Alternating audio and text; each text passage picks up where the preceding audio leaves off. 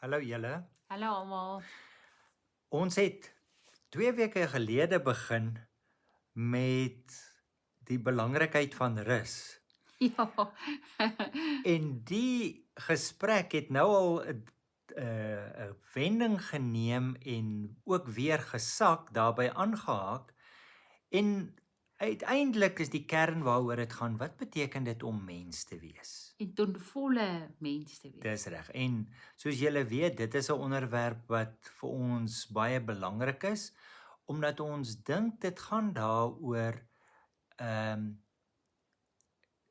wat is dit wat God ontsettend gelukkig maak? En dit is 'n mens wat ten volle lewendig is. Ja. En wat ons dan ook baie gelukkig Absoluut, absoluut. Met ander woorde, dit is hierdie vervulling laat leef. Ja. En toe begin ons nou te lees en ons wat oor ons pad kom is hierdie term van eksistensiële gesondheid. Eksistensiële gesondheid wat dalk nou 'n groot woord is, maar in jou bestaan gesond, in die manier waarop jy lewe gesond. Lewe gesondheid. Ek wil nie eers sê lewensgesondheid nie, maar om in hierdie werklikheid waarin ons is gesond te wees. En ons loop nou nog baie en rol hierdie term in ons kop rond. Ons dink dit raak 'n belangrike aspek aan wat nie deur psigologie en fisiologie en al hierdie ander dissiplines aangeraak word nie. Maar ons wonder of goeie spiritualiteit nie buitendien ook dit aanraak nie. So ons is met hierdie gesprek met julle besig omdat ons ook self binne onsself met hierdie gesprek besig is. Ja. So ons het met die rus begin en toe het ons verlede week het ons 'n bietjie 3 terme aangeraak. By eksistensiële gesondheid wat aangehaak het weer by die rus. En vandag wil ons hoop ons gaan by 3 ander terme uitkom. Ja, ons 3 ander fasette van eksistensiële gesondheid. Dis reg. Ja. En miskien die eerste ene wat jy daar Ja, dus die eerste een en dit het ons ook al oor gesels is om wanneer jy dit ontsaglik moeilik of selfs onmoontlik vind om met onsekerheid saam te leef. Dan sukkel jy om 'n gesonde om jou lewe gesond te beleef, om 'n betekenisvolle ervaring van lewe te hê. So dit beteken by implikasie om ten volle lewendig mens te wees, moet jy fiks word om met onsekerheid saam te leef. Ja, omdat die lewe onseker is. Dis reg. Ons is nie totaal seker van enige iets nie. Hoe sê hulle, die enigste ding waarvan jy kan seker wees is verandering. Met ander woorde, van vandag na môre kan ek sê dis môre maandag en my maandag lyk so, maar dit is nie noodwendig om my maandag gaan wees nie. Daar kan skielik 'n verandering kom en as ek nie aanpasbaar is by dit nie, as ek totaal en al rigied raak in terme van hoe my dae moet wees, hoe dinge moet uitspeel, dan het ek 'n baie moeilike belewenis van lewe. Dan gooi alles my omver.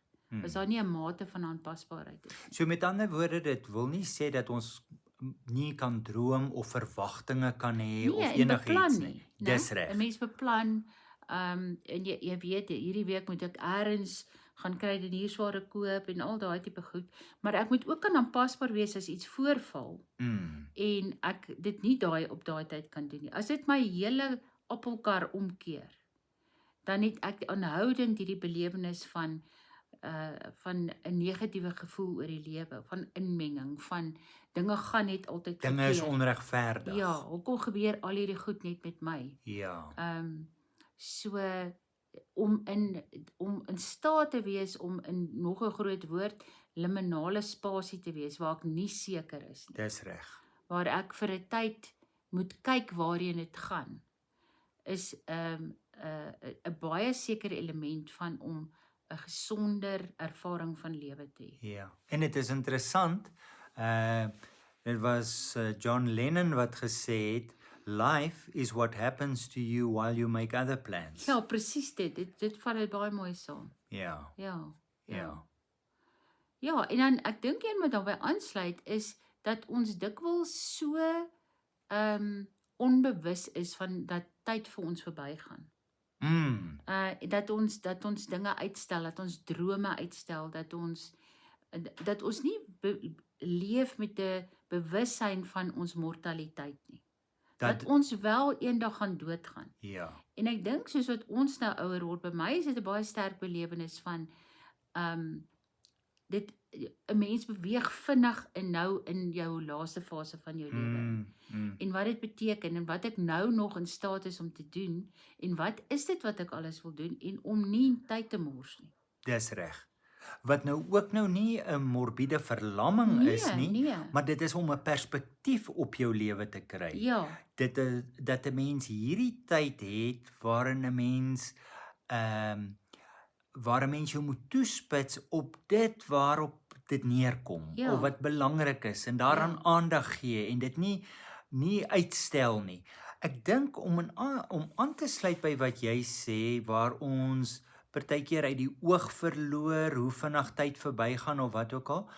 Ek dink daar's 'n ander faset wat 'n mens wel ook by mense uit opmerk en dit is dat dit 'n ontkenning van ons sterflikheid is. ja, dis reg. Ja, en ek En 'n dink negering daarvan. ja, en ek dink dit is wat ons kultuur baie sterk bevorder.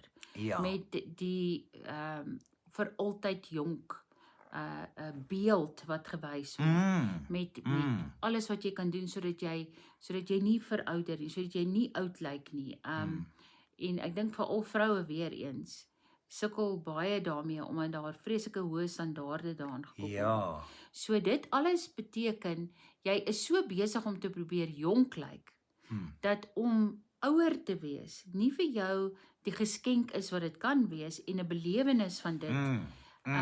En ek dink waar dit dan by eksistensiële gesondheid inkom is dat jy wanneer jy nou wel bejaard is en regtig 'n klomp goed nie meer kan doen nie, dat dit wat jy tot dan gedoen het vir jou nie bevredigend is, nie vervullend voel nie.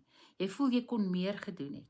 Ja. So om uit te stel of om nie met daai bewussyn te leef nie, is eintlik om nie jou diepste passie, daai tipe dinge te vervul nie. En ek dink dit het 'n groot dit na daai kant toe, wanneer jy daarmee besig is, gee dit ontsettende vervulling en dit is 'n gesonde belewenis van lewe. Ja. Wat is daardie gesegde wat sê ons jeug is die tyd wanneer ons vuur maak, hout bymekaar maak vir die vuur waarby ons gaan warm wees wanneer ons oud is.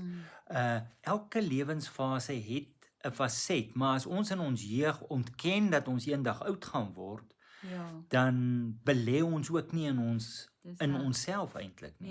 Ja.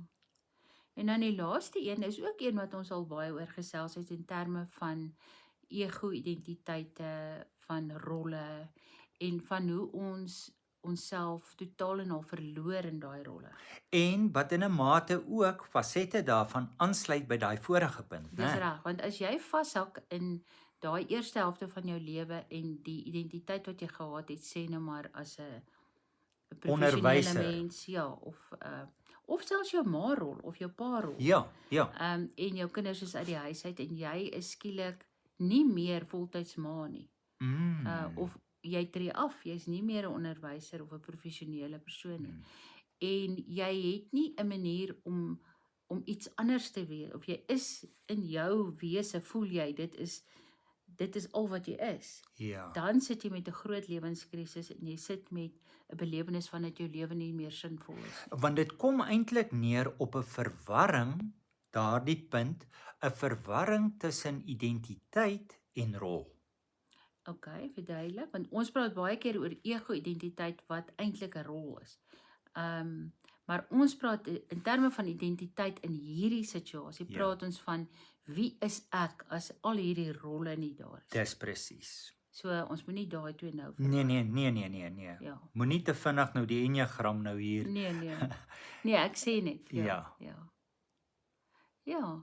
En ek dink al drie daai is hulle volg nie noodwendig op mekaar nie, maar hulle is al drie ontsettend belangrik in terme van jou belewenis van lewe. En 'n mens kom agter wanneer 'n mens met hierdie elemente besig is, dat wanneer 'n mens daarmee sukkel jy met die lewe. Ja. Uh, Ja, en soos jy sê, al hierdie dinge het ook te doen met ons spiritualiteit. ja. En ek dink ons moet daaroor ook praat. Ons moet nou nog 'n bietjie meer daarna kyk en kyk hoe hak die goed aan mekaar of is dit dieselfde ding?